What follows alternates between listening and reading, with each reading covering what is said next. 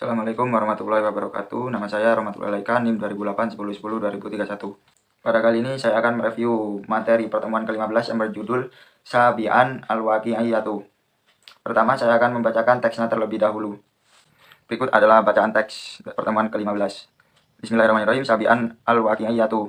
Al-Iqtisadul Islami waqi'iyun fi mabadihi wa manhajihi wa ahkamihi yanduru ilal waqi'il amali alladhi yattafiqu ma'a tabai'in nasi wa yura'i daw'afihum wa hajatihim wa muskalatihim la yajnahu ila khayalin wa awhamin wa la yanzilu ila darkila yattaqiqu ma'al basariyati allati karromaha Rabbana azza wa jalla wa yakfi an tadrus sama badi ahulitan dohi hadihil khasisatu wal tatadabbaru qaulul alimil khabiril khaliqi subhanahu wa ta'ala nahnu qasamna bainahum ma aisatahum fil hayatid dunya wa rafa'na ba'duhum fawqa ba'di darajatin li yatahida bainahum ba'duhum ba'dun suhriyan wa rahmata rabbika khairun mimma yajma'un fahadawa waqi'un nasi ihtilafuhum fir rizqi wal jahi liyattahida ba'duhum min ba'di awanan yaskharuna fi qada'i hawaijihim hati yatasanadu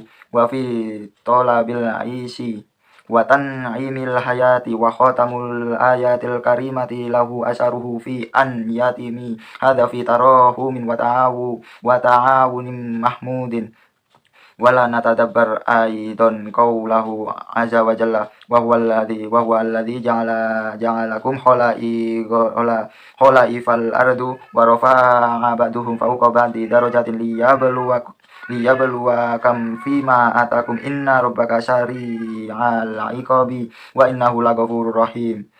Ahlul An'ami. Fahtilafu darajati tibarun wa batila'u mimma yastada'i syukra wal ihsana wa bil waqil amali najadul daqiyu wal qawiyu wal qawiyu wat taghifu wal ghaniyu wal faqiru lakinnal islama yada'u minal huquqi wal wajibati wa yamna'ul dhulma wat taghabuna wa yaj'alu mizanat taghadu lit taqwa inna akramakum indallahi ataqakum wasatani baina hadha wa baina sira'i tabaqati alladhi tahaddasata anahul markisiyatu. Terjemahan dari teks di atas yaitu ketujuh, realisme. Ekonomi Islam realistis dalam prinsip, metodologi, dan aturannya. Ia melihat pada realitas, prinsip, dan sejalan dengan sifat manusia dan mempertimbangkan motif, kebutuhan, dan masalah mereka. Dia tidak bersandar pada imajinasi dan ilusi dan tidak turun ke keturunan. Anda tidak setuju dengan kemanusiaan yang Tuhan kita yang Maha Kuasa telah menghormatinya. Cukuplah mempelajari prinsip-prinsipnya untuk mengungkapkan karakteristik ini dan untuk merefleksikan pepatah yang Maha Mengetahui, ahli dan pencipta yang Maha Kuasa. Kami membagi di antara mereka mata pencarian dalam kehidupan duniawi dan kami mengangkat beberapa dari mereka di atas beberapa derajat untuk saling mengambil dengan rasa syukur dan belas kasihan. Tuhanmu itu lebih baik dari apa yang mereka kumpulkan. Quran Surat Al-Zuhruf ayat 32. Inilah realitas manusia, perbedaan rezeki dan prestisi mereka, sehingga sebagian dari mereka dapat mengambil dari bantuan lain yang akan dalam pemenuhan kebutuhan mereka, sehingga mereka mendukung diri mereka sendiri dalam menuntut atau meminta kehidupan yang mulus. Dan simpulan dari ayat mulia memiliki efek membuat ini terjadi dalam welas asih dan kerjasama.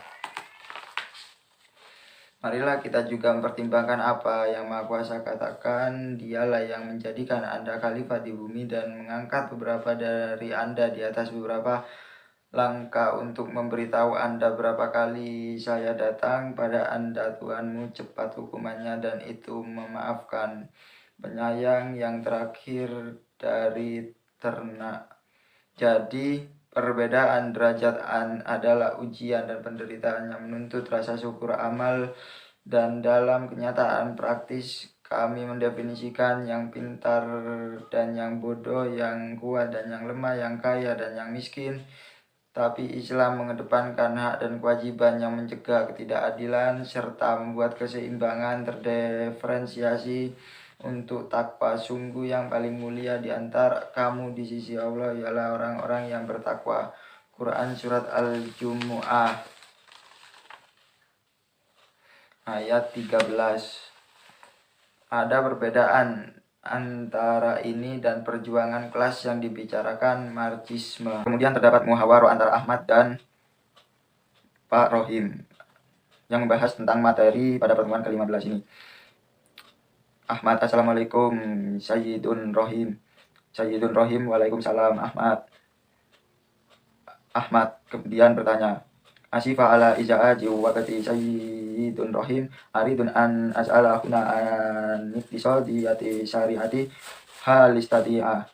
Kemudian Sayyid Rohim menjawab, na'am huwa kadzalika li annahu majalun ilmiyun.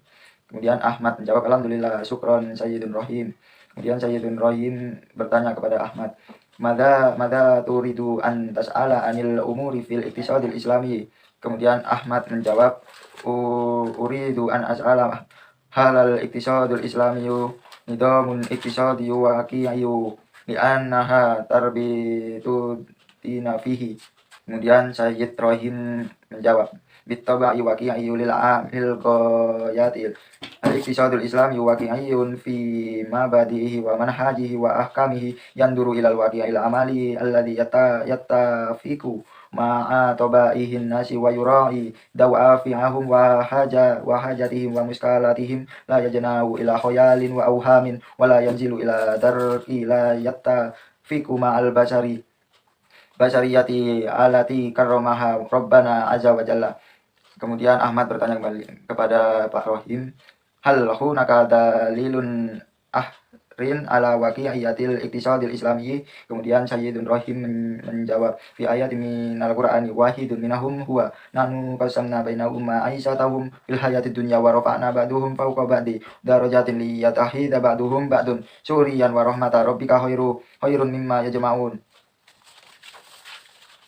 Kama annahu yad'u fil islami huquqan wa wajibatin tamna'udul ma wa tahluku tawa uzunan mahtalifan.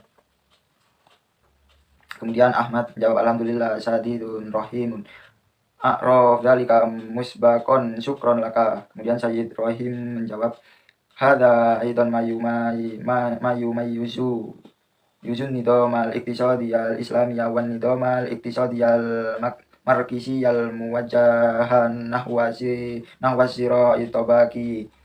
Terjemahan dari muhawarah antara Pak Rohim dan Ahmad, yakni Ahmad, assalamualaikum Pak Rohim. Kemudian Pak Rohim menjawab, waalaikumsalam Ahmad. Kemudian Ahmad bertanya, maaf mengganggu waktu Pak Rohim, saya ingin bertanya tentang ekonomi syariah di sini, bolehkah? Kemudian Pak Rohim menjawab, ya silakan, karena ini adalah bidang ilmu yang saya tekuni. Kemudian Ahmad menjawab, alhamdulillah, terima kasih Pak Rohim.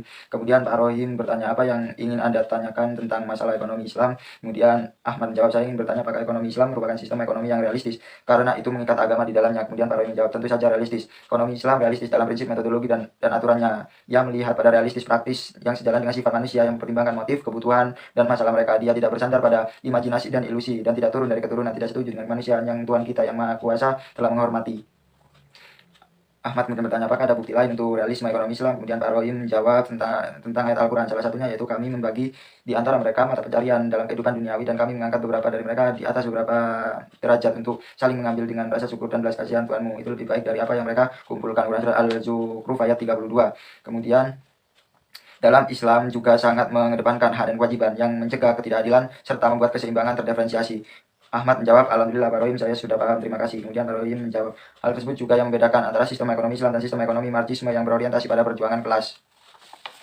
Salah satu kata yang telah saya tasrif yaitu tolaba. Bentuk tasrif istilahnya adalah fi'il madi, tolaba, yang artinya sudah menuntut atau meminta. Fi'il mudhari'nya yatlubu, yang artinya sedang menuntut atau meminta. Isi masdar ghairu mimnya tolbun, yang artinya penuntutan atau permintaan. Isi masdar mimnya wa matlabun, yang artinya penuntutan atau permintaan. Isim fa'ilnya tolibun, yang artinya orang yang menuntut atau meminta. Isim domirnya fahuwa, dia laki-laki satu orang. Isim isyarohnya wadaka, yang artinya yang. Isim maf'ulnya matlubun, yang menuntut atau yang meminta. Fi'il amrnya utlub, menuntut atau memintalah.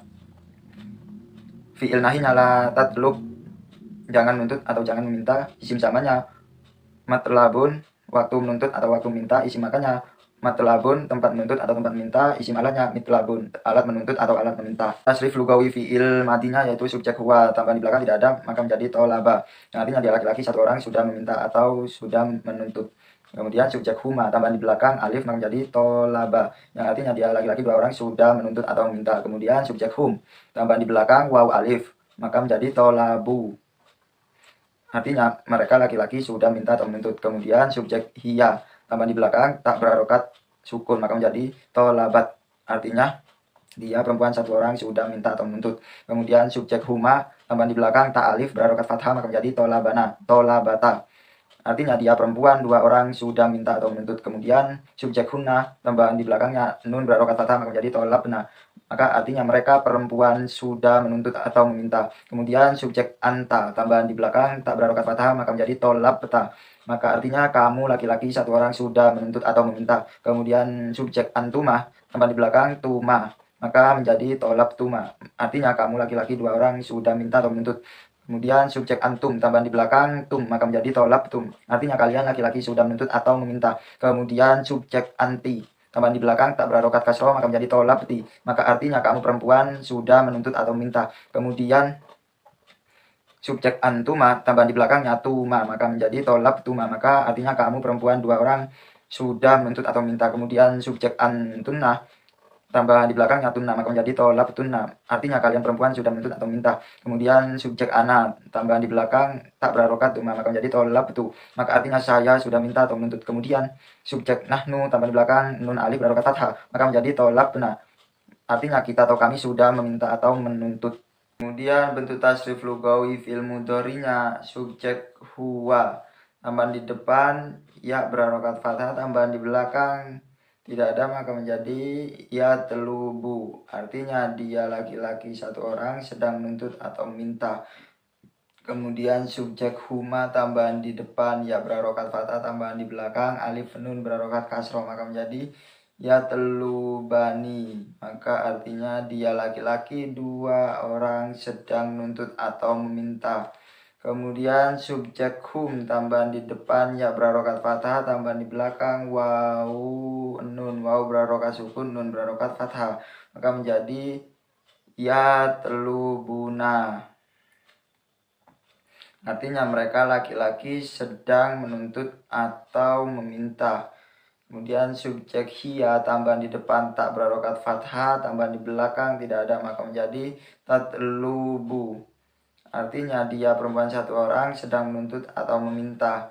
Kemudian subjek huma, tambahan di depan tak berharokat fathah, tambahan di belakang alif nun berharokat kasroh maka menjadi tatlubani, maka artinya dia perempuan dua orang sedang menuntut atau meminta. Kemudian subjek hunna, tambahan di depannya berharokat fathah, tambahan di belakang sukun nun berharokat fathah maka menjadi yatlubna, artinya mereka perempuan sedang menuntut atau meminta. Kemudian subjek anta, tambahan di depan tak berharokat fathah, tambahan di belakang tidak ada maka menjadi tatlubu, artinya kamu laki-laki sedang menuntut atau meminta.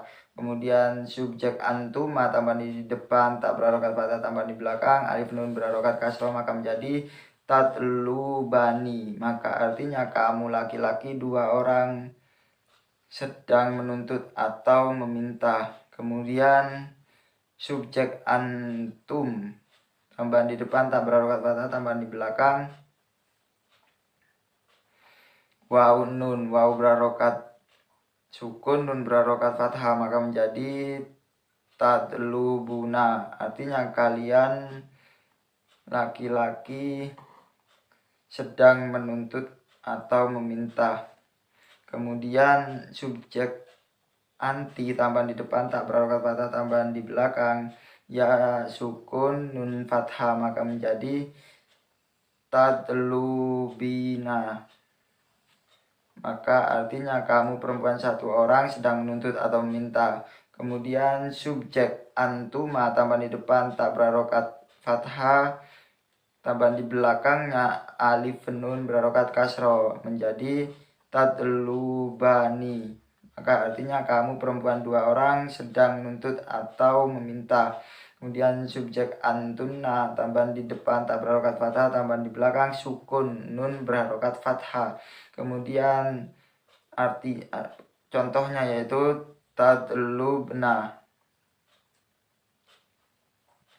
artinya kalian perempuan sedang menuntut atau meminta. Subjek ana, tambahan di depan alif berharokat fathah, tambahan di belakang, tambahan di depan hamzah berharokat fathah, tambahan di belakangnya tidak ada, maka menjadi atlubu, artinya saya sedang menuntut atau meminta tambah. Kemudian subjek nahnu, tambahan di depan nun berharokat fathah, belakang tidak ada, maka menjadi natlubu, artinya kami atau kita sedang menuntut atau meminta. Dan saya menemukan beberapa i'rab dalam teks tersebut.